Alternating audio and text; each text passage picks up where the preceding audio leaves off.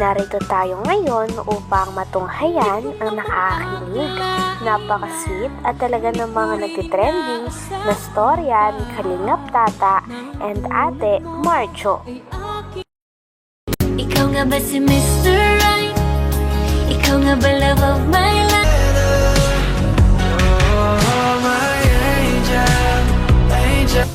Mr. Cupido,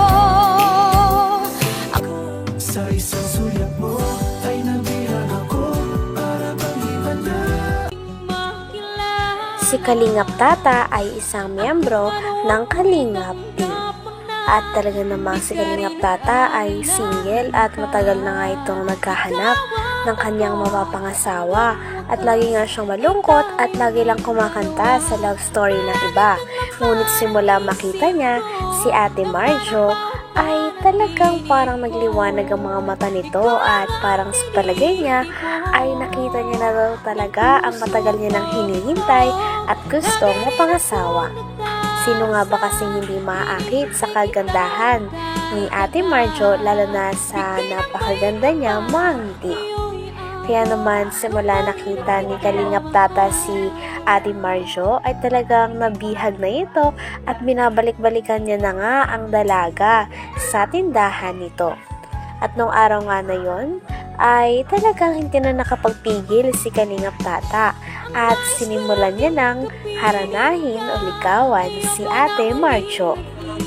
Habang kinakantahan naman ni Kalingap Tata si Ate Marjo ay talagang kinikilig din si Ate Marjo dahil napakaganda nga naman ng boses ni Kalingap Tata. Grabe at napakarami nga din nilang supporters doon at kinikilig nga din sila sa dalawa sapagkat kitang-kita na parang may chemistry talaga ang dalawa na ito. ikaw nga ba si Mr. Right? Ikaw nga ba love of my life?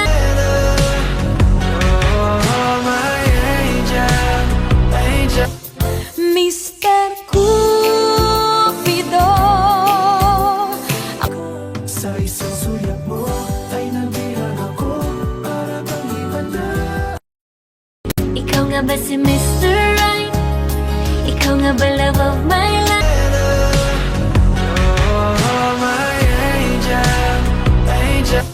Mr. Cupido,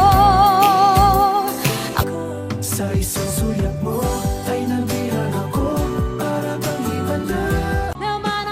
Sa video nga na ito ay talaga makikita din natin kung gaano kabait si Ate Marjo sapagkat habang kinakantahan siya nila Kalingap Tata ay tinatanggap niya lang ito at nagsasmile lamang siya. Kaya dahilan naman kung bakit mas lalo pang nabibihag ang puso ni Kalingap Tata.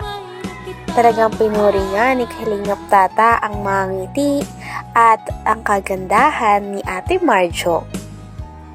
Pati rin ng mga kasama ni Kalingap Tata ay talagang botong-boto nga at pinupush si Kalingap Tata sa panliligaw kay Ate Marjo. Sapagkat napakaswerte nga naman kung sasagutin siya ni Ate Marjo dahil sa kagandahan nito. Nagpatuloy lamang ang pagkanta ni Kalingap Tata sa dalaga na ito habang sinusuportahan naman si Kalingap Tata ng kanyang mga kasama. Habang kinakantahan din ng Kalingap Tata si Ate Marjo ay hindi na rin tumigil sa kakangiti ang dalaga na ito sapagkat kitang-kita din na kinikilig at talagang nai-impress siya sa boses ni Kalingap Tata na napakaganda nga naman tuwing kumakanta. Habang si Kalingap Tata ay todo pasikat sa kanyang pagkanta dahil gusto niya rin na talagang mapasagot o makuha ang napakagandang dalaga na ito. ikaw nga ba si Mr. Right? Ikaw nga ba love of my life?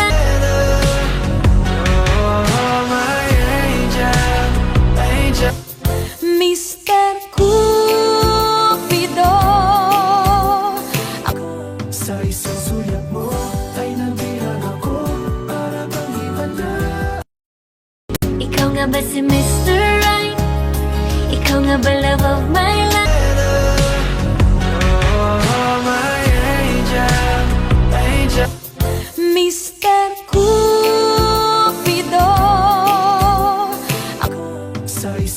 sulyap mo ay nabihag ako para bang iba na. Oh, tingnan mo. Oh, si Ismail, singiti pa lang. Sa iyong ngiti, masdan kita. Nang di mo alam, pinapangarap ko ikaw ay akin. Ay, grabe. Pandas pa ta. Sige, tuloy mo tol. Tuloy mo tol. Pulang labi. Ay, mapula talaga ang labi niya. Matingkad mong ngiti. Matingkad talaga ang ngiti niya. Maabot hanggang sa langit. Huwag ka lang titingin sa akin at baka mawang puso kong sabik sa iyong ngiti. Ay, grabe ngiti talaga Ako'y yun. nahuhumaling at sa tuwing ikaw ay lalapit, Dito na ang yung mundo araw-araw. ko'y tumitigil para lang sa'yo. Wow. Ang awit ng aking puso. Sana all.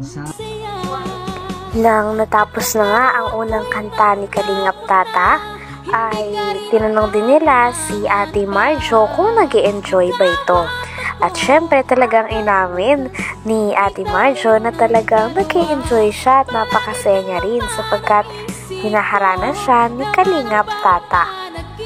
Binigyan din nila ng pangmerienda si Ate Marjo na 1,000. Ngunit talagang tinanggihan nito ni Ate Marjo at sinabi niya naman na busog pa siya at marami naman silang mga pagkain dahil may tindahan nga sila. Dahil sa hindi pagtanggap ni Ate Marjo ng pera ay talagang makikita ng mga tao na napaka-genuine at napaka-totoong tao niya sapagkat hindi niya talaga tinatanggap ang mga pera at hindi rin siya ganung tao na umaasa sa pera. At dahil nga dito ay talagang parang na-fall pa nga talaga si Kalingap Tata. At pagkatapos naman nun ay inabutan nga nila ng flower si Ate Marjo. Kaya naman talagang todo ngiti ito at tawang-tawa ito sa mga kasama ni Kalingap Tata dahil lalong nakakakilig ang mga support at hiyawan nila. Pagtapos namang abutan ni Kalingap Tata si Ate Marjo ng flower, ay tinanong niya din kung pwede daw bang manligaw. At talagang sinabi naman ni Ate Marjo na tanungin niya daw muna ang mama ni Ate Marjo kung papayag ito, sapagkat gusto niya na ang mama niya ang magde-decide kung karapat-dapat ba si Kalingap Tata na manligaw. Pagkatapos naman nun, ay hindi na rin ulit nakatiis si Kalingap Tata at talagang gustong-gusto niyang kinakantahan si Ate Marjo sapagkat sa tuwing tinitignan niya nga ang dalaga ay parang nabibihag at nahuhulog siya ng paulit-ulit dahil sa kagandahan at napaka-cute na ngiti ni Ate Marjo. Sabihin mong lagi ako'y iyong mahal at hindi panandalian kundi panghabang buhay, hindi magtataksil kahit na kailanman. Bakit seryoso ka, ate? Dahil lang tibok ng puso ko ay iisa ang nararamdaman. Sobrang napasaya natin si ate ngayong araw. Yung nagulo ngayong araw, no? So, thank you. Tumitingin ka, natutuwa iwanan natin yan. ako.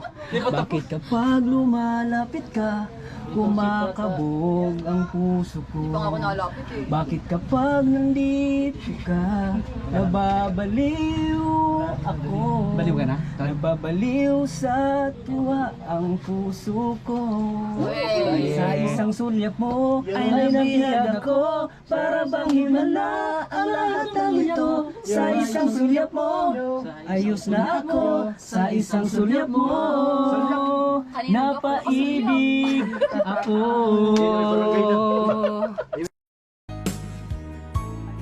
Hanggang dito na lamang muna ang ating nakakakilig, napaka-sweet at napaka-trending na istorya ni Kalingap Tata at Ate Marjo. Maraming salamat sa inyong panonood. Hanggang sa muli.